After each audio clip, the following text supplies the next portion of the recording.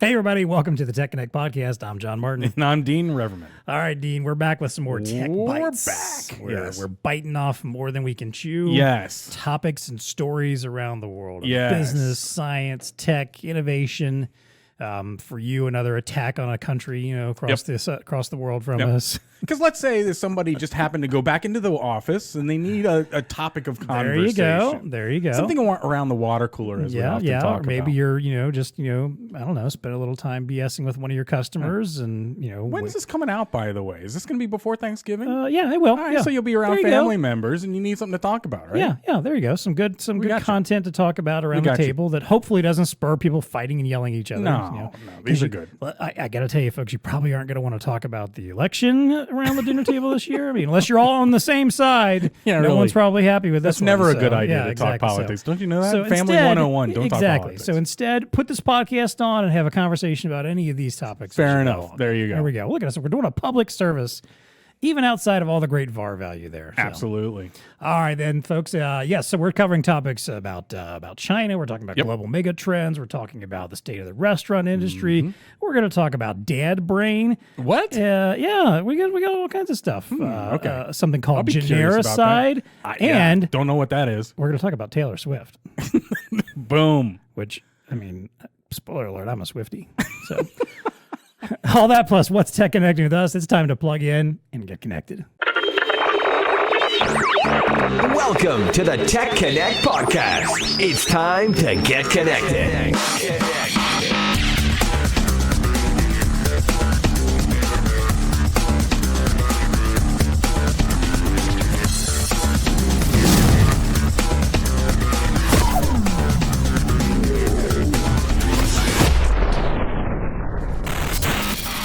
I wonder how many people turned off as soon as they heard, like, oh, great. Well, I would have been John's going to talk about Taylor Swift. Even though it's my topic, I'll say it is your topic you share. Right. So you opened the door for me right here. So I have a lot to talk about there. All right, let's go ahead and get started here. Folks, as always, all these topics we're going to talk about, if you go to the show notes, if you're listening on the audio podcast, you should be able to find the direct links. If you're on YouTube, just because it's difficult to put so many links in there, I put one link to like our show page where you can find all of these article links. So if you want to follow along, click those, open them up, and find those links, and you can read these articles where we got this information from. So Dean, I'm gonna let you kick off here, talking a little bit about what's going on with China now. I feel like we have China every episode. We have to have a tech bite. You can't talk tech without talking about the Communist Republic of China. I'm sorry, I have to bring up another one, but again, it just I guess it's coming across my news feed because I react to anything China. Yeah, the algorithm has decided like China stories. This is what this guy likes. Yeah. Clearly. But they're up to their nefarious activities yet again. Here's the headline. Pro-China agents posed as activists to protest U.S.-Canada mines.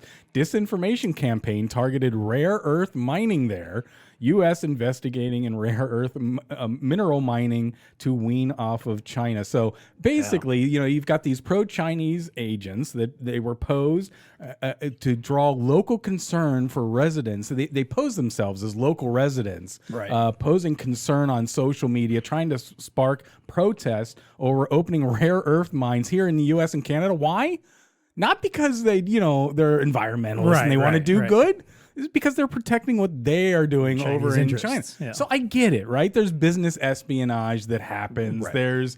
There's voodoo and stuff like that. But it's just a further example of what is going on with the Chinese Communist Party and just the rest of the world. And they will go to any means. I'm utterly convinced. They will go to any means in order to do whatever it takes to make China number one. And of course, this kind of segues all into the overall thought that I don't know that the Communist Chinese Party is our friends. Here we are. We're generally anti-communism, right? It's not the people of China we have any issue with. It's these actions. So now I'll throw on the table TikTok, right? So it's very much into the discussion right now. What do we do with TikTok? Some countries have flat out banned it. India, some European countries flat out banned it. Why? Because it paves the way for China to track locations of people, think government employees, build dossiers for blackmail, and conduct corporate espionage. I mean, that one sentence is like, yeah, now I get it, right? I mean, all the information is going to China, even though the folks at TikTok will say, no, it's not. It's in the cloud, but it's in the cloud in the U.S. The Chinese, no. So when you think about just the kind of information, and we are in I'm not going to get too deep on this, but if we think that we're in an information war, which we are, with part of the world, China being one of them, then you got these issues out there. And so for me, it's like it's a big issue. I don't know. Yeah. It's just yet another example. Everything from offering us $100 million to build gardens right next to the White House to now they're posing as activists to drum up support for social media for anti-mining. I don't know. What do you think? I mean, right? I guess I got to give them credit for always coming up with creative ideas. Oh, they're very creative. I mean, they're working hard at finding really out how hard. they can undermine and learn more and drive their data. I mean, they're probably better at it than we are, I'd say, at this point. Yeah, right? So we're getting the wool pulled over our eyes. We don't even realize it's happening. Yeah. And this one was fascinating because I think originally, like when you sent me the article, and I didn't really pay too much attention to the content was like a whole like China thing or whatever. I was kind of like flipping to the article and it was like, oh, some people protesting mines. I'm like, that's usually not a terrible thing. Yeah. There's usually a reason behind that because it's, on I don't know, like indigenous Yes, grounds. of course. It's going to pollute the area. It's, legit reasons. Exactly. And that's just it. That's where I find this interesting because they're basically exploiting a bit of a double-edged sword here. Of course. Which is there are plenty of people who, are thinking, hey, we need to be more environmentally conscious about our mining practices. They're totally exploiting our society. And they're not wrong about that. This would not happen in China because it doesn't happen in China. But you don't have a voice. Right. But then when you realize like, oh, no, they're doing this because us not investing in that here puts more reliance on us onto China, gives them obviously more money in their pockets, and it's like this is a no-win scenario. It just kind of opens up a Pandora's box. I mean, I'm going to read that again. Paves the way for China to track and locate, in this example, government employees, build dossiers around blackmail, stuff like that. You got to start thinking like that. I mean, how much of that is happening right now? You don't know. Right. How many of our leaders are getting influenced by this? By what they're doing on TikTok or otherwise, maybe on social media. It is a very nefarious thing that, again, it's way up on my radar because you just take a step back and you think about we're used to more traditional means of combating whatever. I mean, I'm of the age where communism is right. I lived through the Cold War, and so it's like, is a very strategic military type of a discussion, right? Oh, we're going to have this many warheads and we can thwart them, and look at how big our military is. Yeah. None of that Who could shoot the last gun is all that really mattered. Yeah. Exactly. None of that means diddly in this world. Yeah. They're totally manipulating. There's evidence that there's a lot of manipulation going on here. No idea it's even happening. So that's why I keep bringing up these articles, because I'm just fascinated and I'm scared a little bit. It's like, what the hell is going on here? Yeah. Anyway, not to get too political. I'm curious if, do you think there's a TEConnect podcast in China happening right now that's having the same conversation about some crazy stuff that we're doing, Like, I guarantee it. Yeah. I mean, when you think, yes, I guarantee it. Because I'm sure we're doing something similar. They do, but they manipulate just about everything. I think, what was the story? And I don't know if Marco, if you know this, but when the, what's the movie that just came out, Top Gun, and it was released in China, they purposely manipulated certain parts of it for content, for visual, like the American flag that was on his jacket, suddenly gone, not there, type of thing. So, I mean, they're very, very intentional on everything that is They're done. hyper conscious about stuff They like use that, TikTok to educate their society. They use TikTok here to allow people mindless minutes of just mind-numbing stuff. Right. Right? I mean, so there's a differentiator. It's like, what is going on here? Who has our best interest in hand? Is it the Communist Party in China? Yeah. I don't think so. That would be my vote. I'd rather it. So anyway, it's just, I'm not going to keep going down this path, but it's just very interesting. Every time you come across little crazy stories like this, like, of course they're posing as local residents to protest opening a mine. Why wouldn't they? Yeah. I mean, they're very smart about what they're doing. Very. They know, and they figured out the manipulation aspect. Yeah. And they're very smart about how they use social media in particular. And again, obviously that's why we're talking about the whole TikTok thing. Absolutely. This idea that like, hey, social media is a great way to get people to think one thing or another, or fall down misinformation rabbit holes. Yep. And man. Yep.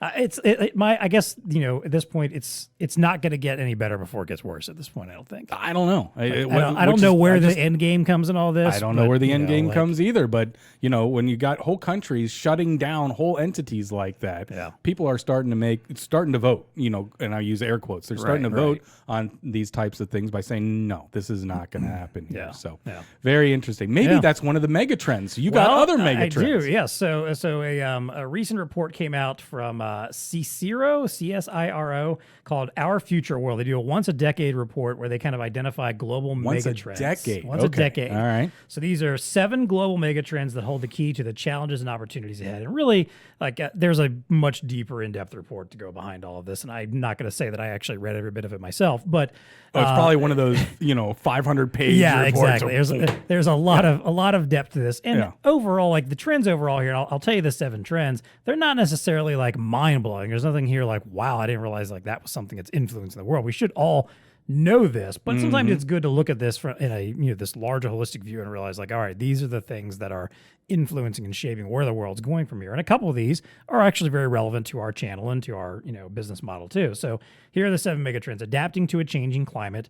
Climate change, we know that's going on there. We get that. Yep. Unlocking the human dimension, which basically is around the idea of diversity, equity, transparency in business policy and community decision making. Leaner, cleaner, and greener. Global push to net zero and beyond, kind of tied again to the climate change thing, but rather than just acknowledging that it's happening, also what are we going to do about it kind of thing. Okay, yeah. Increasingly autonomous, makes sense. Rise of artificial intelligence, advanced autonomous systems, enhancing productivity and output across all industries.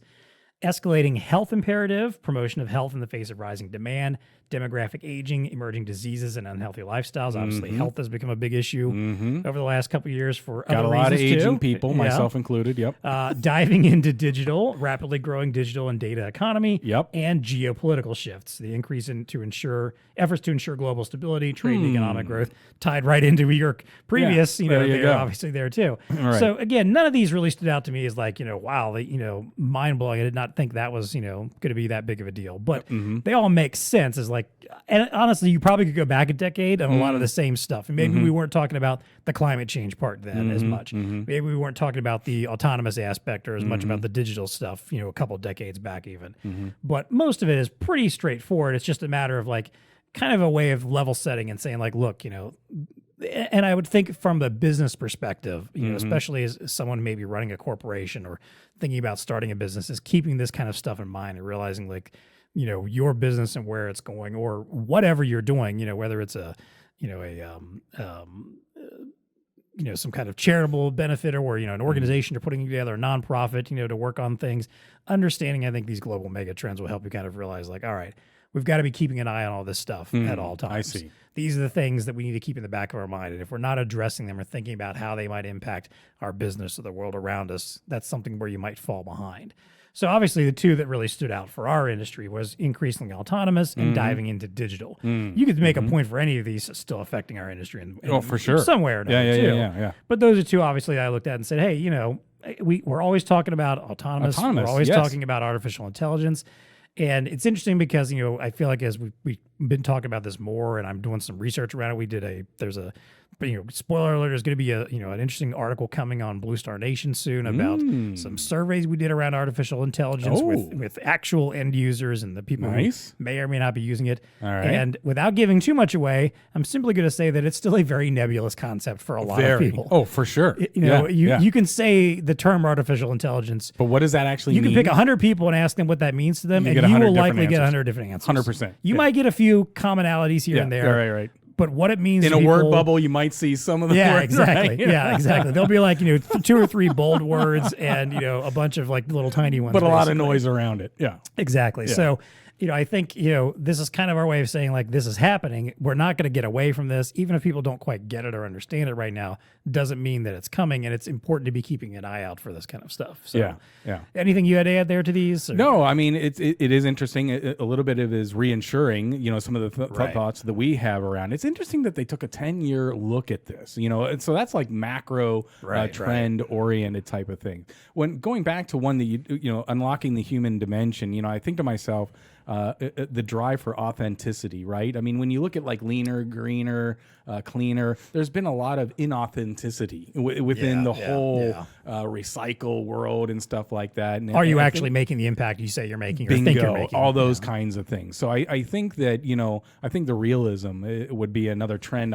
Here I am professing on my soapbox, but would be another trend that you might see. But it's interesting because that has the human dimension, right? So it's kind of bringing that back down to that. Of course, we always talk about the digital era and what that's going to be. I mean, who knows? With it from AI to again, big data, et cetera, et cetera. There's a lot of opportunity there, a lot to unpack. I was watching a fascinating show on cryptocurrency and where that's going and what it's doing, and just a lot that's going to happen just there alone in that little itty bitty slice of digital. So anyway, I can see that. I don't disagree. And to your point also, the diagram they show about this on the front of their website presents it almost like a Venn diagram of all of these 7 concepts, which is kind of their way of suggesting, and rightfully so, all of these things are tied together, interlaced. They are separate mega trends in a way, but they all are connected to each other in various ways, and addressing them is going to be an interconnected kind of effort for humanity, I think, as well. So good stuff though. Interesting, like this is one of those things, like, I'd be interested to come back and see this again in another 10 years and see, like, what's changed. Yeah, I want the old report. Now you got me wanting like the old report. Should I have had my flying car by now? I think I should have. I think there's stuff like in the full report that kind of dives into, what things were in the past, how much has changed since, et cetera. So, all right. Well, they better if you want to do the deep dive, it's there. There you go. Yeah. All right, Dean. Speaking of like crazy ass concepts that are okay. So, do you ever feel like life is getting a little too advanced? Do you ever feel that way? Like sometimes we talk about economic. I try to stay on top of things. Well, but we talk about economic divides, right? You got the haves and the have-nots, and that's really kind of something easy to analyze, and it's money, and you got that. But what about knowledge divides? Like those who understand and those who do not. An article like this makes me take a step back and say, I am part of the have-nots. Yeah, I don't understand what is going on, and stuff is happening really, really fast. And it's like, what is? So here's the headline: Engineers demonstrate entanglement of quantum information over a record distance of more than 20 miles. Advance is a key step to developing of quantum internet. Number one, didn't know we were developing a quantum internet. What is how much internet? of that, like when you read that, you went like, what? Exactly. So here I am, my knowledge divide. I'm like, dude, I am getting passed over. I understand internet. So, an internet, a network in which data is transmitted is perfectly secure against hacking. Does that sound good? Right. Physicists may have their way, and I'm just reading here. This will become a reality one day with the help of quantum mechanical phenomenon known as entanglement. So, if you don't know what entanglement is, which is a really difficult concept, and all right, I'll try. I'll be back here. in 3 hours when Dean's done explaining this. I got one paragraph. For entangled particles, the rule is if you measure a state of one particle, think photon, then you automatically know the state of another. It makes no difference how far away the entangled particles are from each other. This is the ideal state of affairs for transmitting information over long distances. So here's the concept. If you think about a laser beam going through a crystal and you got photons, the whole idea of entanglement is that you've got like a photon on one side, a photon on the other side, and their behaviors are you can expect what's going to happen. So they're using that to now transmit data across. They did it across apparently 20 miles. So there is no transmission, right? So it's not hackable in the sense that the old world you and I think of like phone line, right? Or tap in somewhere and you can intercept. Right. Like I'm tapping here, that's sending a signal across a wire, and it's hitting the thing on the other side. That's a very physical thing that you can hack into, and you can. But when you're talking quantum, when there is no direct, the relation is quantum mechanics. It's like my mind is just like, what is going on here? So, but it's not theoretical. When I come across articles like this where they've proven it and they've actually done it, which, by the way, Einstein was not. He didn't believe quantum, theory was a thing. Well, he believed it was a thing, but he had issues with it, right? So, it's not just me. makes me feel possibly good the greatest mind, the greatest in human mind history. ever. Yeah. He had a hard time getting his mind around it, exactly. at least in his lifetime. So anyway, it's just one of those things. It's like, dude, what is going on? I mean, there's stuff that's happening. Maybe we will get to Star Wars a hell of a lot faster than we thought, and it's through stuff like quantum engineering of a quantum internet. No idea we were trying to build that one. I'm with you on this because I like to think of myself as a relatively smart guy. Right. I've done the reading, like I'm a science fiction nerd, so like I come across a lot of heady topics, and I don't mind doing the extra research and understanding what they are. I there's a lot of things I feel like I get. But I admit, this is one of those things that I was reading this article and going, I get it in theory. I sort of get it in theory, but only in the most basic, general, like, this is what we're trying to do sense.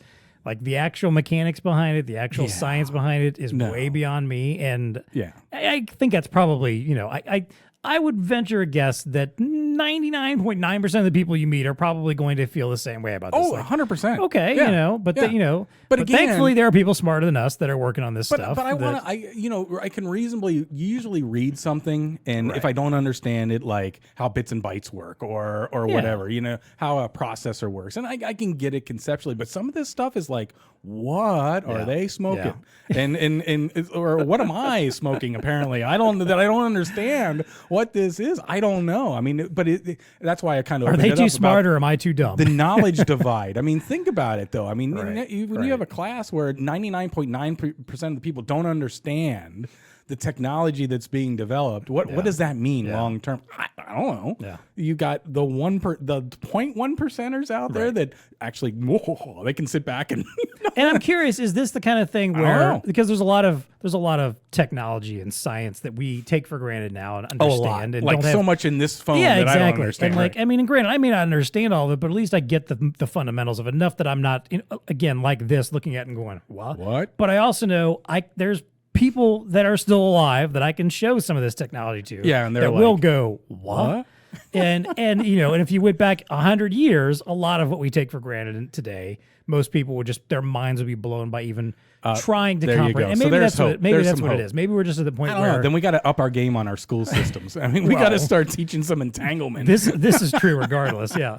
By the time you get to high school, you should have a fundamental understanding what quantum physics. I would love it if Miles would come home from school one day, 10, 15 years in the future, and say, hey, Daddy, let's talk about. Maybe he's probably not calling me Daddy at that point still, but Pops, hey Pops, hey old man. Oh God, he probably will be. Yeah, he'll probably come in and say like, hey Dad, I want to talk to you about quantum mechanics. This is what I learned about today, and I'll probably just sit there and go, huh? That's awesome. Yes, let's. But hopefully, let that happen. Case. I think that would be. It's like my 11-year-old coming to me with math problems. Here, what? Yeah, I'm the knuckle dragger in the back. What? I was a math guy when I was in school. I was very good at math, but I have a feeling this new math is going to blow me. Yeah, you're not going to like it. You're not going to like it. Yeah. Survey anybody. Which, by the way, you have a survey coming up. I do. Here, right? Okay, so all right, we always enjoy our surveys and rankings of stuff around here on the podcast. We do. So I got one. This was JD Power put out their survey of the top airports. So basically, a North American airport satisfaction study for 2022. Which can we take a pause here because a lot of people were back in airports, right? Yes, there was that massive, obviously with the pandemic, nobody went. But then it's like I went into an airport, it was packed. Oh yeah, well, I mean when we went to Vartech, I mean it was like leaving. I think I was flying out at 6 something or whatever, and it was packed. It was packed. The security line was the farthest out I've ever seen it. It was ridiculous. So this will be interesting. And they do point out some of the key findings that crowds are back to pre-pandemic levels. Okay, so we're pretty much back to where they were before. We're all back flying. Inflation has hit airports. They mentioned like a lot of people in the survey noted that they're not making food and beverage purchases at the airport because they're too expensive. All right, and apparently parking has become a big issue, which again usually is, but maybe even more so than usual. Okay. And I guess if you get so many people coming in, I don't know, like for some reason parking has apparently become a big issue. So essentially now, because I know we always like to find out like what's the criteria for the rankings part of this. So let's get into that real quick. Right. So the study measures overall traveler satisfaction with mega, large, and medium North American airports. Oh, okay. Now they define that basically very quickly. Mega it. airports are defined as those with 33 million or more passengers a year. Ooh. Large 10 to 32.9 million, and medium 4.5 to 9.9 million. All right. So that's the definition of those. And they basically rank them by 6 factors in order of importance: terminal facilities, airport arrival and departure, baggage claim, security check, check-in/baggage check, and food, beverage, and retail. So those are the 6 things that they're defining them by. All right. So looking Which at is some basically of the, about all you can do in an airport. yeah, right? yeah, I mean, exactly. yeah. So looking at the results here, basically, Minneapolis St. Paul International ranked the highest in passenger satisfaction Really? among mega airports. Okay. Shortly behind them were San Francisco International Airport, Detroit Metro, and John F. Kennedy International. What? JFK's in there? Yeah, kind of surprised, Okay. but to be fair, I haven't been there in JFK a long time. Maybe once, yeah. I don't remember much of it.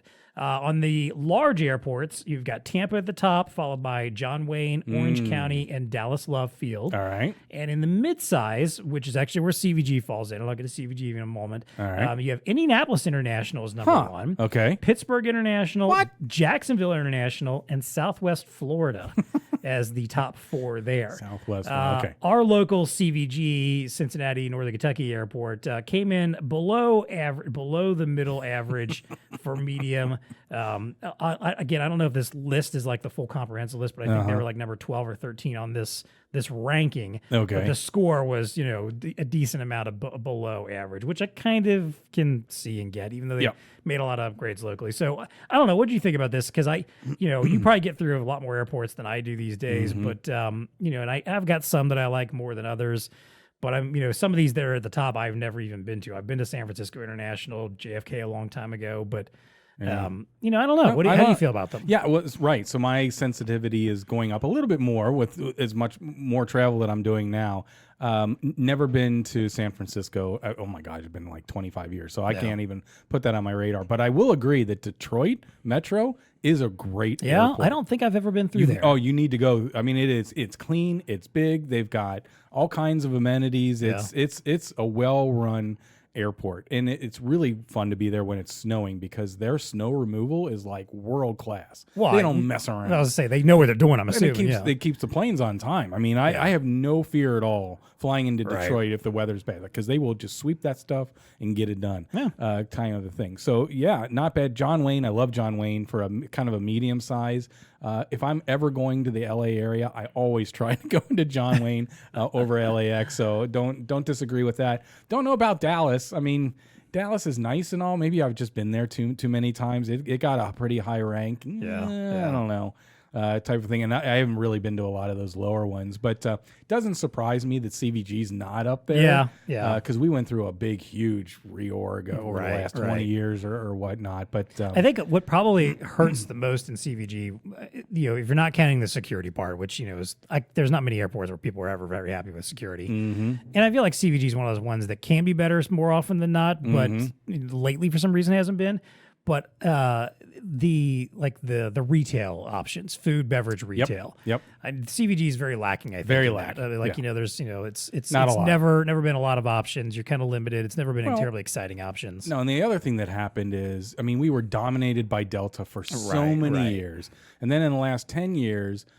Delta lost its dominancy. We lost our hub status. So now you have all these other, which is great from a flying perspective, but they had to really literally pull out of mothballs Terminal 1 to do that. And so you have Terminal 1, if you go in CVG, is old. I mean, it feels like 1980 because it was built in whatever, the 70s. And so even today, when you walk in there, it's like, man, this just feels like an old school terminal and not good retail and stuff like that. And that's where a lot of people are now going through because all the discount airlines fly out of there. And it's Delta all by themselves in this beautiful big concourse, and there's only Delta out there. So anyway, Yeah, but so I thought that was an interesting survey. It is an interesting survey. All right, tell us about the state of another industry. So, it came across this Open Table, and that they would have a lot of good information. They had a little bit of information on the restaurant industry in recovery. And so, they have some data points here, and not a lot to talk about here, but I did think it was really interesting that they take a look at, obviously, the growth and people making reservations and seating and those types of things. And they've got a pretty good database here that they can look back years. But this one particular kind of looked at from 2019 as the base point, and then kind of showed what happened in 2020, 2021, and then finally here in 2022. And so it's kind of of what you would expect from a macro, obviously the big, huge dive in 2020. But when you look at it like in percentages, it's really remarkable. Like in the U.S., for example, in March of 2020, it just tanked. It's like 100% down kind of a thing. And then that lingered for months, and it's taken a while. But so the thing that I combed out here is that still in the United States, we are still down as far as people reserving and doing seating, if you will. I mean, we are, like, I would say an average -4 to -5% below where we were in 2019. That is not the case globally, number one, and it's really not the case when you look at other countries, like anything in Europe.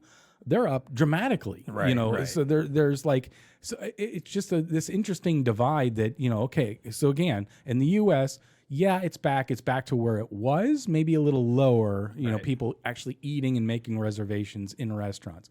But if you were to go to Ireland or the United Kingdom, it's up like 50%, 60%. I mean, big numbers where it's a lot more people. Now, they do attribute that to, as you know, a lot of restaurants kind of built their seating outside. And they augmented their seating by going onto the sidewalk and sometimes even into streetscapes, and converting streets into now pedestrian.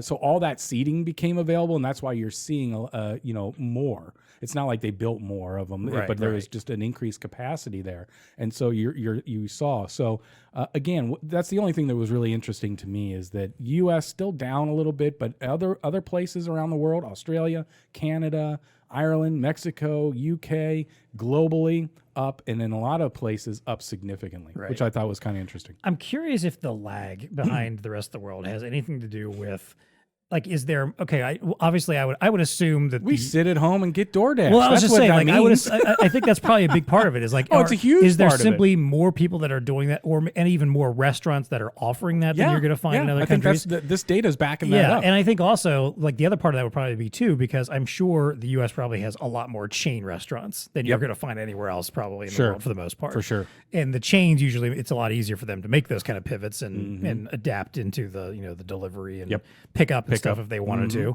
So I have a feeling those two factors probably combined together will almost always keep us below. This probably is just going to be the new norm with this. Yes, I agree. I think that's fewer why people exactly. Once you, because if you think pre-pandemic, most of us, not of us, weren't doing the delivery thing, frankly, even though it existed and it had existed pizza, for a while. Pizza delivery, that's it. Right, Chinese and pizza. That was the typical things. Right. So otherwise it was either fast food pickup or you were going and eating. I mean, you might have gone and picked up something from a nice restaurant, but again. But if we were going to like Chipotle, we would go to Chipotle. Yeah. Now, if we go to Chipotle, I'm picking it up. Exactly. So I don't see that ever, like, that's just not going to shift back. I think you're just like, that's the new normal now. And, it just wasn't there before and it just is now. And I just think, that has to be, and I think a lesson there for anybody who wants to be an entrepreneur in the restauranting space is like, is thinking about starting one or buying into one or whatever is, that's got to be baked into your business model at this point. Even more so now. Yeah, right. Like you just have to assume, like, no matter how awesome it is, no matter what experience you might be building out, that you just can't. If you're going to go in with the idea that you only want people coming in and being seated, that's fine, but you have to understand, like, you're not going to get the volume that you could have had, 4 years ago. 3 or 4 years ago. That's absolutely right. So the data helps back that up. Yeah. See, we are helping our VARs with this this is useful stuff. Yeah, because some data. Exactly. And we'll point you to this link so that you can go see it. But it's a really fascinating. If you're talking to a customer and, they're hesitant about, getting into some of this modern technology, this is something to point to and say, look,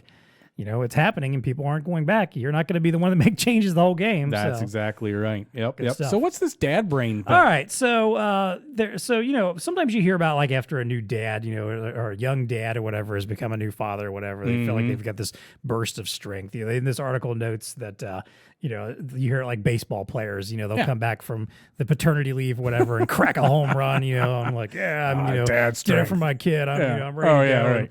And, we all feel like, we're more powerful, whatever. But apparently apparently there is an actual study that was published by Cerebral Cortex this September that finds that there's an entity called Cerebral Cortex, yes, that finds that first-time fathers show longitudinal gray matter cortical volume reduction. Whoa, wait, what? In layman's terms, it just means that their brains shrink just a little bit when their first kid arrives. Wow. And apparently, but now here's the kicker to it, because this says this feels counterintuitive. Wouldn't a brand new childcare adventure require the full might of your cognitive capabilities? Right. Absolutely. But the research indicates that the shrinking is strategic. It occurs only in the cortical area of the brain, which the author of the study explains we use to daydream and think about other people. So who's got time for that when you got a kid? Exactly. So basically the stuff that you would do because you didn't have anything else to do is gone and pushed out and gets shut out of your brain. And that part of your brain is like, okay, we're done here, because you've got a little person that you have to start thinking about now. You've got someone else besides you. Now, part of me is also like, well, were you not doing that for your spouse already, maybe, or your loved ones or friends or something? Clearly not, no. Clearly not. Yeah.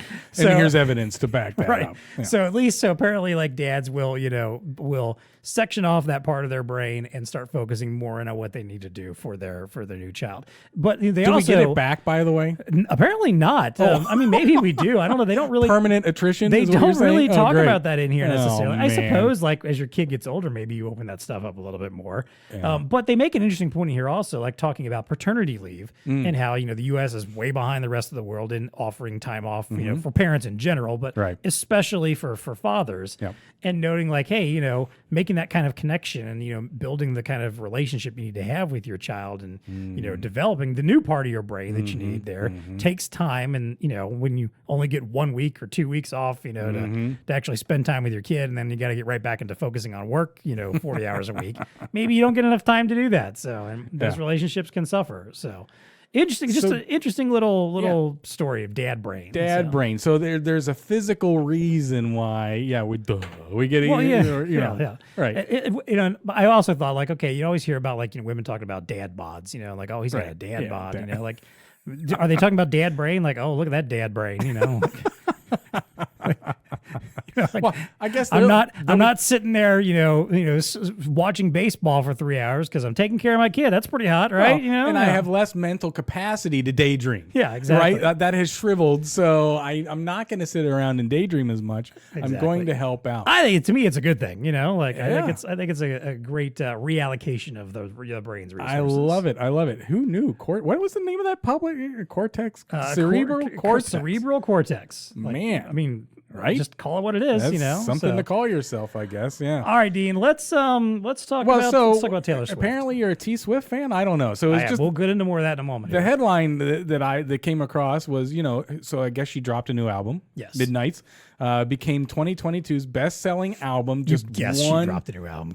After just 1 day, and it broke Spotify records for the most streams in 1 day. Now, she didn't break the overall record, right, of total streams within a week. Apparently, that is still given to Drake. Right. Drake's Scorpion was ridiculous. So, for perspective, T Swift got 486 million on-demand official streams over the first 6 days of its release. Think about that for a second. 486 million. Wow, that's an astronomical number. I would venture that the first maybe 10 million. Sorry, 10 million. Yeah, 10 million or so. 10 million of those happened in the first night. Oh, I'm sure it was released at midnight. I'm sure it. Oh, well, of course, a play on the whole album there, but it still pales in comparison, unfortunately, to Drake. Drake's Scorpion had 745 million in the first 6 days, but this ranks in the top 5. But anyway, it did break Spotify's most stream in a single day. So that I thought was pretty impressive. So I guess T Swift still has it. She does, right? Is that where we're landing here? How long had it been? So we're unearthing that you're a T Swift. She had an album. Yeah, not that long. She put out 2 during the pandemic. Okay, so it hasn't been that during long. When she was like at home, she basically just cranked out 2 like amazing, kind of folk albums almost. Not folk, but like, a little more downbeat than what she normally does. Okay. So yeah, I'm a big fan of hers, and not something I would have expected because I definitely had no interest in her during her country days. It was for one, like I have become someone who's You don't even talk about that phase? No, I've become much more appreciative of pop in general. What? Appreciative of pop? I've I got to get my head around that. Like now again, I have a very wide ranging taste in music. I think we've talked about this before. Yes, you do. You can go to my Apple Music playlist, and Marco can vouch for this. We were listening to some stuff before you came in today. It's like everywhere. Put it on shuffle, and it goes from Aerosmith to Metallica to Taylor Swift to Michael Jackson. Like I'm all over the place. There's just random, all kinds of different artists. Oasis, you name it. I'm listening to it. So with her, like when I came to start listening to her, and of course, like the 1989 album, not released in '89, but her 1989 album, which is her biggest one, probably to date. Is you start realizing like how amazing of a songwriter she actually is, and I think that's where I'm a big fan of someone who does their own stuff. Songwriting. Absolutely, for sure. She is just a ridiculously smart songwriter. Yeah, like I love she's one of those artists. Like her songs got a lot of fun and bounce and pop to them, and I enjoy that part anyway. But if you actually listen to the lyrics and pay attention to what she's doing with a lot of them, you'll be amazed by little hooks and ways that she can spin a phrase and tell a story. Yeah. Well, there's a reason she's so popular, and I agree with you. I like genuine songwriters too. Yeah. People that have talent. I'm willing to give a path into my mind of musical whatever acceptance. So I've been enjoying the new album. Okay, I was excited. Right. I didn't listen at midnight when it came out. I'm too old. I'm sorry, I can't do that anymore. Now back in the day, I was that guy who would be at Media Play at midnight, picking up new releases when they came out. But that was 20 years or so ago. Right. Nowadays, I'll just wait till the next day and listen then. But did give it a listen. We actually were on a road trip that day. My wife and I gave it a listen. Oh, so you listened to Midnight? So we How do you like it? It's pretty good. I do like it. Antihero and Karma are probably my two favorite tracks. But those are probably obvious answers. I'll need to listen to it more to maybe dig out some other ones. I got you. But yes, I'm a Swiftie. I admit it. I love her stuff. So what do you think about the whole thing of an artist dropping a whole album as opposed to like trickling out songs? I mean, she put out. I'm old school, right? Actually, I don't know if she put out a single at all. Right. That's what I'm saying. So she doesn't need to. That's just it. I know she doesn't need to, but I'm saying like I'm old school. I'm just like when they dropped an album, I'm waiting for the whole album, not this. Oh, here's a song. Well, then a week later, here's another song. That's a very good point because we've become such a single heavy music industry now, where it's all like most artists don't put together full albums that are quality. Like they'll put an album out. Yes. But it's just a compilation of songs. Yeah, exactly. It's a compilation of stuff. Either they've already released most of it, or it's like 5 great songs that they really want you to listen to. Yeah. And then some other stuff. But some artists are bucking that train, like Harry Styles. I agree. Like if you listen to Harry's House, he wants you to listen to it from beginning to end. And I'm a big fan of that. Because I'm a big wrote believer it that way. He wants you to experience it. And when you go to one of his concerts, I've never been, but because I can't wear feathers and whatever. But if you go to one of his concerts, he's going to play the whole thing. Right. He's going to play it from A to B or A to Z, and in that order. So I got respect for that. I have a lot of respect for artists. I can respect stuff like that. Yeah. So you're saying T Swift is in that mode. Very much so, yes. But what about these other artists that they're just dropping singles, and it's like, what is the rest of the album? I don't know. That's just it. There'll be times when I'll find someone, I'm like, oh, I like this song, I'm gonna listen to the rest of the album. I listen to the rest of the album, I'm like, there was like one other song that I kind of dug. But basically the ones that are actually good are typically the radio hits. And so is there is there some commission, some committee out there that like listens to it and said this is the one that's gonna be successful? Well, and that's interesting because I was listening to something or reading an article the other day that mentioned like Taylor Swift has always been kind of not accused, but like people have mentioned like it feels like she picks the wrong songs to be the singles. Like the songs that she'll pick is to be like the big first single or the big first one that goes out there is usually nowhere close to being the best on the album. Right. And usually sometimes the deep cuts are some of the better stuff, which I will agree. There's been stuff when I've listened to her albums I'm like, man, why didn't I never hear this song? This is probably the best thing on this album. And to give you an example of that, she released, I guess this was last year maybe, she's been re-releasing some of her old stuff because she no longer had control over the masters anymore. Right. She remastered them. Taylor's versions, which there's not a lot of difference. I mean, if you're an audiophile, you probably will notice some big differences. Right. If you just like the music, you're not going to see anything huge there. But it's a smart move on her part because basically she can tell all of her legion of fans, go buy my version. And I own that and what comes out of it at this point. Well, when she did that for her album Red, which was probably her big kind of pop breakthrough. that was like she put like a bunch of extra new songs in there, like stuff from the vault and things, and re-records of stuff and some things that she didn't have before. And there's a song in there that she does with Phoebe Bridgers called Nothing New, which has become one of my absolute favorite songs of all time. Not something that was on the regular album, not something that I've ever heard really that many people talk about, but I'm like, man, this is just a phenomenal, good stuff, amazing song. And it's a buried, lost track of sorts that, that she re-recorded with a modern artist. So we're getting spoon-fed what the record agency whatever wants us to hear. That's why radio sucks. Their best. Well, yeah, but I come from a DNA. So Rush is my best band ever, and they bucked the trend. That was the whole reason why they got popular. I mean, 2112 was like, what? The record company didn't want them to release it, thought it would be the worst thing ever. Album. They thought they were burnt. They were going down in flames by releasing it. They thought that their career was over, but we're going out in our way, right? If we're done here, we're going to do it our way. Brilliant, though. Yeah. Not enough artists do that. Not enough artists do that. Not enough rely on the strength of an album and actually put together an album that's. And look, no one's ever going to like every single song on an album. It's rare that it happens. But I want to at least like the bulk of them. I want the stuff that's not being heavily pushed and marketed and all over commercials and I'm with you. showing up in all the TV shows or whatever. I want that stuff to be good too. To me, a good album is like 5 good songs. And I'm only deleting, 3 or 2 or 3 or 4 of them. Kind of a thing. There you go. Good stuff. All right. What is genericide? What do we got here? So genericide. I'm sorry. Genericide. All right. So this is a campaign that Kleenex has recently started called The Lawyers of Kleenex. And essentially, genericide is when you use a brand name to mean a generic version. Kleenex being an obvious example. Yes. When you grab a tissue.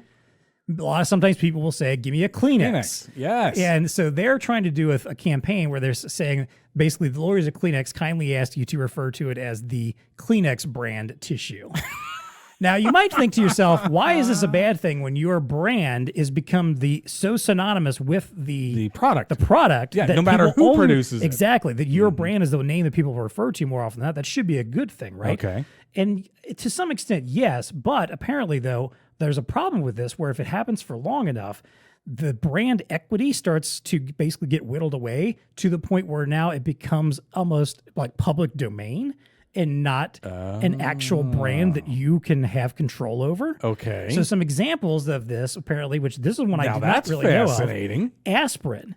Was not a generic name. It was not a generic. No, it was Bayer. That was Bayer, had an actual trademark. And back in 1921, they lost a case versus the United Drug Company to make that to have aspirin be an official trademark name, and now it's just a public domain generic for any aspirin, for any medication that has those same qualities of that. Got it. So that's kind of their, the campaign's a little on the silly side. Their litmus they're being test, kind of goofy about it, but at the same time, this is actually apparently a concern. And you think about some of the other examples like Band-Aid. Yep. Fair. Zoom, as if you want to look at a recent example. There you go. Let's get on a Zoom. You talk about Zoom rather, even though you're using WebEx or something else. I mean, I don't honestly know. I don't know if I've ever even used Zoom. Maybe once or twice. Oh, you have. I'm sure you have. I'm sure I have. But yeah, it's just people might say that regardless. Right. Now, so far, those brands have still managed to hold on to their brand identity necessarily around that. But there is a concern that potentially you might lose it over time if you allow, that kind of, genericide to actually happen. Genericide. I feel like it's one of those, like, not a terrible problem to have, like I said, early on at least, but I can see, again, like the aspirin being the clear case there of one where somewhere along the way, you just decide. It's like Googling, for instance. Yes, everybody says, I'm Googling something, no matter what search engine you're using. Everybody knows that most people are probably something. using that. Yeah. Exactly. It's much better than saying that than binging. I'm binging. I'm binging. Yeah, see, that was never going to catch on. It doesn't sound cool. Never going to catch on. So interesting. Just being in marketing, I guess we should be super sensitive to naming. We probably should. Yeah. Like, I shouldn't be as flippant about this as I'm kind of being here. But we got to start a trend. What's BlueStarring or BlueStar? Yeah, I don't think that's just it. We don't have like the that's not synonymous BlueStar with distribution. The product. Yeah. Well, that product was BlueStar to me. Oh, okay. Let it start today. Yeah, exactly. Let our forget Amazon. No. All those other ways. Forget all the other ways you can get something. Like it's all about just the BlueStar now. So Good stuff. Maybe we can do it for the podcast. Like, you don't listen to podcasts, listen where I'm like, I'm going to go listen to a TEConnect. I was listening to some TEConnects the other day. Yes. And there's really cool one I was listening to about Star Wars. Yes. Well, that actually happens on our show too. Right. Yeah. So, all right, that does it for our TEC Bytes. Again, if you want to check out any of these, please go check out the show notes. Hey, while you're down there, first of all, give us a shout out, if you like. Yeah, why not? If you're checking out those show notes, just a little scooch down a little further, you can leave a comment for us if you're watching on YouTube. That's right. Yeah. You can subscribe to our channel. We're always doing fun, cool stuff on our YouTube Please channel. do. That's how people find us. Plenty of ideas for next year, fun things we're going to be doing. We need subscribe so you don't miss out on that stuff. Of course, share it with a friend if you have that opportunity, or someone else in the channel, or a colleague. And hey, of course, this show doesn't happen without the support of our sponsors. Always want to thank them. Yep. Just wait. I promise you, end of year, we're going to do a big shout out to all of our sponsors again. Yes. It's a long list. It is a long list to rattle off, and I don't want to slight anybody by leaving one off. We need show credits at the end. Yeah, we should do that next year. Yeah, that sounds like something Marco just threw his hands up. Like, great, they're just making me do some more work at this point. We need a little logo roll there at the end. But hey, of course, always, if you've got stuff to share with us, maybe topics you want us to talk about, TEC Byte stuff. Yeah, throw us a bite. You come across interesting topics and you're like, hey, I'm curious what you guys think about this. Yeah, we'll riff Send on that it. stuff our way. There's always a link in the show notes that you can send us topic submissions just for submitting something to us. Even if we don't use it, we will send you a TEConnect podcast t-shirt. That just happened recently, actually. Our next episode, in fact, that we're going to have coming up here in a couple weeks is going to be a listener suggestion, a topic they suggested. And he got a shirt. He got a t-shirt. I'm sure he's showing it off every day. Just, absolutely. Wearing it so much, he doesn't even know if he wants to stop and wash it. Maybe we should have sent him too. I don't know. To the pool, to the movies, to the restaurant, bumming around. He's wearing it everywhere. Exactly. It's the shirt that goes everywhere. It's like formal wear even. So. So we'll send you that. But hey, also if you just want to reach out to us, maybe you don't want to go to the hassle of filling it out, you don't care about getting a t-shirt, you can also always find us on Twitter at TEConnectPod. You can email us TEConnect@BlueStarInc.com. All right, let's wrap things up here. Normally we have our value to the VAR. Sir. I think we kind of discussed some of the takeaways from some of these things. I know, like the global trends and the state of the restaurant industry. China, some stuff that our VARs can use, to in their business as well. And again, if nothing else, you've got some great stories to talk about. With a little bit of data. Like click on that open table one. There was some good stuff. Get some data to back up. Some of the trends that we're seeing here for sure. Exactly. Yeah. Good stuff there. Well, let's wrap up as always then with what's TEConnecting with us, which is kind of like just our way of throwing another TEC Byte out in a fashion. That's a really good point. Never thought of it that way. It kind of is, but hey, why not? It's a bonus, Yeah. So Dean, what's TEConnecting with you this week? Do you want to light up a dance floor? Like you want to get people going in a dance floor? Maybe once upon a time. It's not really my thing anymore. How would you do that? Disco ball? Okay. Or some good lights. Play low frequency bass. That's the key. So, and being a musician, and I love bass, and my wife always complains, I got to have a subwoofer. I should carry a subwoofer with me because I cannot listen to music unless there's the bass going. Okay, right? I understand. I got to hear it. So anyway, let me read this here. To find out different aspects of music's influence on the body, researchers turned to a live electronic music concert into a lab study by introducing levels of bass over speakers that were too low that you could hear it. So you can't hear these bass levels. And monitor the crowd's movement. Scientists found that people dance, check this out, 12% more when there's very low frequency bass present. Interesting. So, I thought to myself, okay, well, if I'm a DJ, I guess I just need to have some low rumble going, and that'll get get things moving, right? And I can really relate to this quote of one of the people that were involved in it. I'm a trained drummer, and most of my research career has been focused on rhythmic aspects of music and how they make us move. But music is a biological curiosity. It doesn't reproduce us. It doesn't reproduce us. It doesn't feed us. It doesn't shelter us. So why do humans like it, and why do we like to move to it, right? That was his basic thing. So anyway, good point. Low frequency. You get some low frequency in there. If you're ever DJing on the weekend or something like that, throw in some low frequency bass. People will move 12% more than they did. They've actually quantified it. Just be careful you don't hit the brown note. No, don't do that. Good God, don't hit that. Yeah. So that was right. tech connecting with me and my audiophile mind. What about you? Okay, all right. So I'm gonna bring down the tone here a little bit with something you don't want to get on a dance floor at all. That's the deadliest viruses in history. Oh, hey. So this is a list from Live We're Science. joking now. We're on the other side of this pandemic, so now we can kind of look back and say, it's okay to joke about. It's okay to joke about horrible viruses now. Yeah, good. So Live Science put down a breakdown of the 12 deadliest viruses in history. Now, first, I'm going to let you take a guess here. Where do you think coronavirus fits in on this, or the COVID-19 in particular? If it's on the list at all, 12? 12? Okay. All right. You're actually not that far off. All right. All right. So I'm going to run through here real quick just so you can get a load out of these. Are you going to go from 12 on up? Are you starting at the top? Okay. No, all right, I don't care. We'll do it. I can start from the bottom. All right. But the criteria, because we always look again and talk about criteria here, is not just just number of deaths. Not just the number of deaths, but how potentially lethal it is. So the actual likelihood the virility, is to that be the killed. word? Yeah, exactly. Okay. Well, the likelihood to kill, actual deaths, and its current threat level, basically, is what they're current threat level, here. Like right now. Well, I think let me see how they actually put it in here. Because some of these things, like we don't. Really whether they represent represent a growing threat. So yes, like bubonic plague is not on here. If that's what. Dang! I thought that was going to be my number one. No, because it's not a current threat. So we're not a current. We're basically talking. Well, I don't know, but this does say the deadliest viruses in history. But I guess if it's been eradicated, it's not that deadly. Bubonic plague is no longer alive. Right. All right. So give us the list. I will start from the bottom though, because you're right. We'd like to have a good countdown to get us started number one. So number 12 is MERS-CoV. Yes. So this was the MERS, the Middle East Respiratory Still Syndrome, around. From the it says it's killed only 858 people as of 2021 because it does not spread easily between people. 858? Yeah.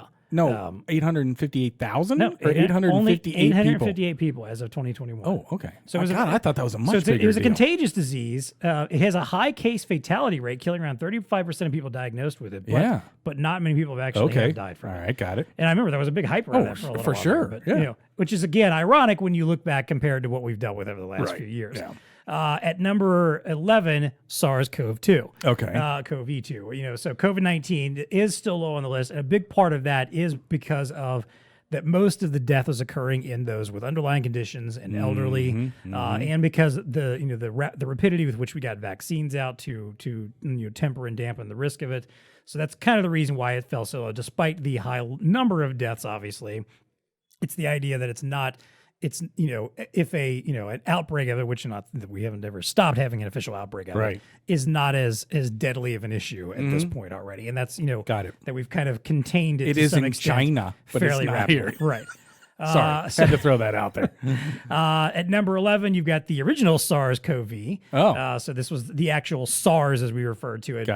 in the early 2000s.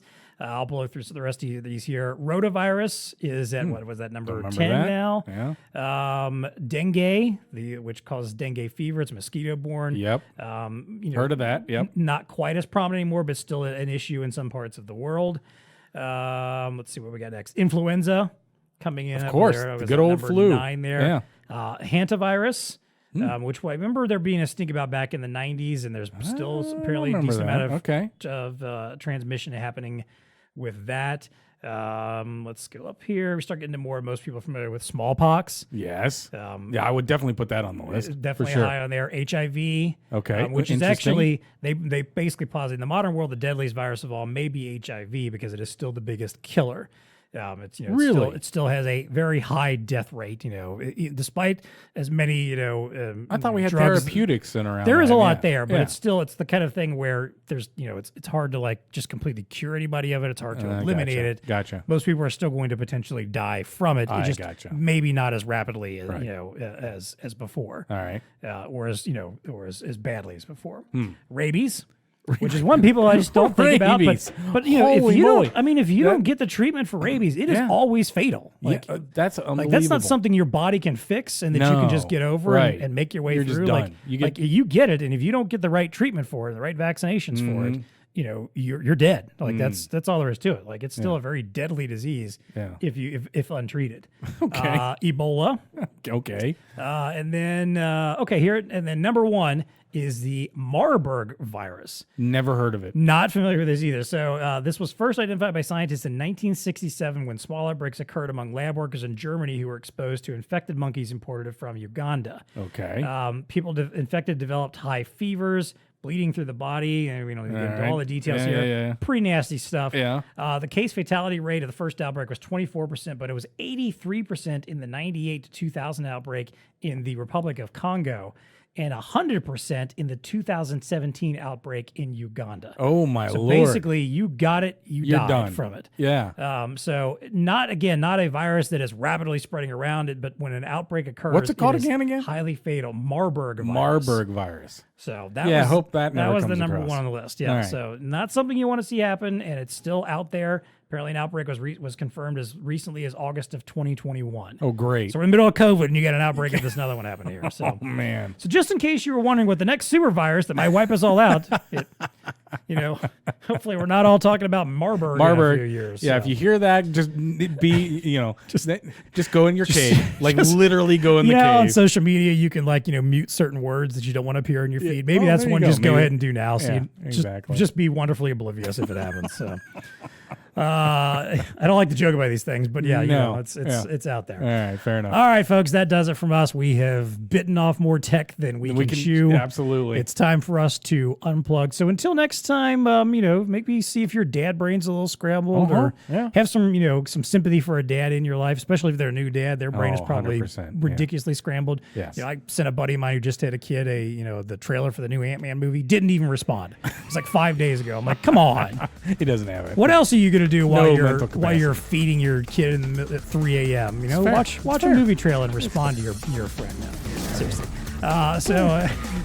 As always, folks, please stay connected. TEConnect Podcast is brought to you by ELO. When choosing a POS solution, choose the leaders in touch technology. ELO touch computers are the surest, fastest way to get a POS application started and provide long-lasting use with a multitude of options. For modular configurations, ELO has the ELO POS and i-Series touch computers, which are available in a variety of sizes, offer flexible mounting, and support for easy customization with a variety of ELO EdgeConnect accessories to choose from for self-service and point-of-sale applications. If an all-in-one solution is what your customers need, ELO PayPoint has you covered. Offering everything a merchant needs with a fully integrated receipt printer, barcode scanner, cash drawer, and MSR, all in a compact, sleek design. Look, Dean, we've talked about this before. I'm a little on the old side. Mm-hmm. I'm older, but go ahead. Yeah. Whatever. Okay. I've worked in retail. You worked in a pizza shop. Yeah, you probably had to run the register yes. sometimes, of right? Course, okay. Of course. Back then, technology for point of sale wasn't very exciting. No. We're talking electronic cash drawers. Yeah. Like big, bulky, giant big buttons. keyboards. Big button. Big buttons. Like mine had, I remember I had just like a little tiny little monitor to. It's so much better DOS nowadays. Style green screen. It's so much better nowadays, don't you think? These kids, they got it. These kids got it so easy, and Elo's making it happen. Exactly, Elo's the one taking care of that for them. So to learn more about how Elo can simplify your next POS project, check out the link in the show notes or contact your BlueStar Elo representative. TEConnect Podcast is also brought to you by Zebra. Efficient management of a network of thermal printers relies on visibility. Mm-hmm. With optimal visibility and data, printer configuration becomes consistent, security becomes airtight, and scaling is more frictionless. All ideal, by the way. Well, yeah, of course. If thermal printers and print supplies are essential for your customers' business-critical workflows, and they probably should be, then their visibility is of paramount importance. Yes. Managed print services let companies see and manage all their printers from one centralized dashboard, so Zebra has partnered with Jet Advice to create a one-stop shop for your customers' thermal print needs. What? Tell me more. This is projected to be a $95 billion market by 2024. Was that talking billion with a B? Billion with a B. Okay. We're not even talking 2 years at this point. This is almost the end of 2022. All here. right. So it's filled with untapped potential. Zebra estimates that over 50% of businesses do not know what they're collectively spending on thermal printing. Oh, I guarantee that. That makes complete sense. MPS provides the visibility and data to improve efficiency and labor costs related to hardware, software, maintenance, supplies, and hidden expenses like time and labor, sustainability, productivity, and fragmented decision making. Again, this all screams opportunity to me. Oh, yeah. When you can go into a business and tell them like, hey, we've see where there's probably some inefficiencies and we can fix those for you. And save you money. Yeah, and they go, what are you talking about? And you show them and they go, oh, crap, you're right. That's good business to do. So to learn more about how managed print services can help you and your customers, check out the link in the show notes for videos, documents to help you create a case to your customers, success stories, and much more.